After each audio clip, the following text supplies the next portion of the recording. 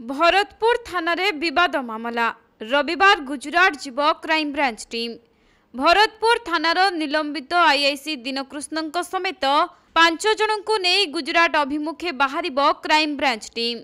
आउ सोमवार Dinakrishna narco test, brain mapping एवं पॉलीग्राफ टेस्ट हो पारे।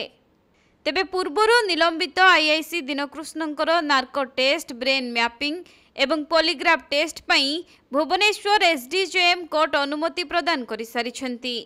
आउ गतकाली अन्य 4 जन पॉलीग्राफ टेस्ट पई मध्य क्राइम ब्रांच अनुमति देइथिला।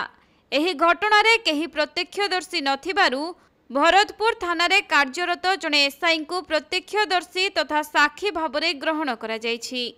तेणु साक्षी भावरे तांकर मध्य पॉलीग्राफ टेस्ट करा जिवो। टेस्ट रिपोर्ट आसिबा परे मेजर और तांको बांधवी सत कहउछंती ना पुलिस सत कहउछि तार स्पष्टता सामना को आसिबो।